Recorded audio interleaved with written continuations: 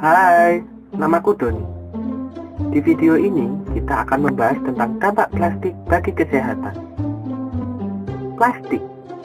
Plastik merupakan salah satu benda yang sangat dekat dengan kehidupan kita. Mulai dari alat makan minum, alat-alat tulis, hingga smartphone kita. Plastik digunakan secara luas di berbagai bidang.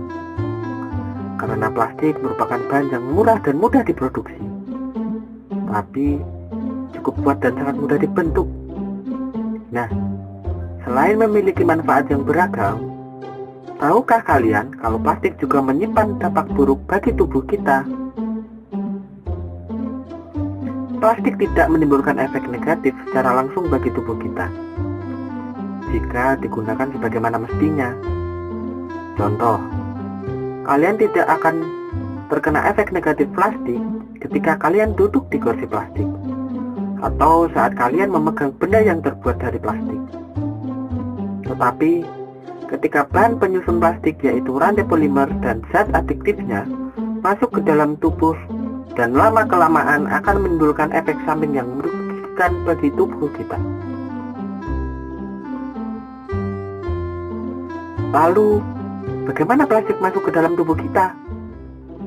Kita tidak perlu memakan plastik untuk terkontaminasi rantai polimer dan zat adiktifnya. Faktanya, jika kita tidak sengaja memakan potongan plastik, plastik tersebut akan keluar kembali melalui sistem pencernaan tanpa sempat dicerna oleh tubuh. Lalu, bagaimana plastik atau rantai polimer dan zat adiktifnya masuk ke dalam tubuh kita? Nah, sebenarnya banyak kebiasaan yang tidak kita sadari membuat plastik mudah sekali mencemari tubuh kita. Contoh yang paling sering, kita membungkus makanan panas dengan plastik yang tidak sesuai, atau menggunakan botol plastik berkali-kali, padahal botol tersebut hanya didesain untuk sekali pakai. Ketika kita membungkus makanan panas dalam kantong plastik, maka suhu panas dari makanan dapat mengurai rantai polimer dan zat adiktifnya yang ada pada kantong plastik tersebut. Rantai polimer dan zat adiktifnya dari plastik bisa dengan mudah bercampur dengan makanan dan akhirnya masuk ke dalam tubuh kita. Begitu juga dengan botol minuman sekali pakai.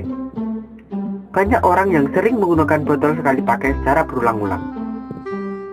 Bahkan tidak jarang mereka mengisi botol tersebut dengan air panas atau dengan cairan yang dapat menyebabkan penguraian polimer dan zat adiktif tersebut. Padahal banyak alat makanan dan botol minuman sekali pakai yang bahan penyusunnya bersifat karsinogenik serta genotoksik, atau dalam arti lain, bahan-bahan tersebut dapat menimbulkan mutasi gen dan menyebabkan kanker. Loh, bentar. Bukannya banyak produk-produk plastik yang katanya food grade, aman untuk tempat makanan panas, bahkan katanya bisa masuk microwave. Nah, sebenarnya jenis plastik sendiri sebenarnya beragam bentuk, dan penggunaan pun disesuaikan dengan jenis rantai polimer dan zat adiktif penyusunnya. Jenis rantai polimer plastik yang utama ada 7 macam, dan masing-masing dapat dikenali dari kode yang disebut dengan resin identifikasi code.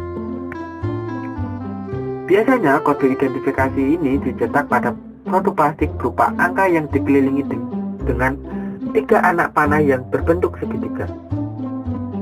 Contohnya, PET, HDPE, PVC, LDPE, PP, PS, dan lain-lain seperti ABS, akrilik, dan polikarbonat. Nah, dari 7 kategori plastik tersebut, ada 3 contoh plastik yang sering digunakan, yaitu PET atau polyethylene terephthalate, biasa digunakan untuk kemasan botol air minum. PS atau polystyrene, biasa digunakan untuk wadah makanan sekali pakai. Dan LDPE atau low density polyethylene, biasa digunakan untuk plastik kresek. Kode identifikasi sangat bermanfaat, karena dari kode tersebut kita dapat menentukan jenis plastik apa yang aman digunakan untuk tempat makanan dan minuman. Seperti plastik dengan kode resin 4 dan 5. merupakan plastik yang paling cocok digunakan sebagai wadah makanan dan minuman dan dapat digunakan berulang-ulang. Sementara plastik dengan kode resin lainnya hanya direkomendasikan untuk membungkus makanan dalam jangka waktu pendek dan hanya digunakan satu kali saja. Setelah kita mengenal berbagai jenis plastik, kita haruslah lebih berhati-hati karena ternyata penggunaan plastik akan berbahaya jika tidak sesuai dengan fungsinya. Maka dari itu, sangat penting bagi kita untuk lebih memperhatikan jenis plastik apa yang kita gunakan agar kesehatan tubuh kita tetap terjaga.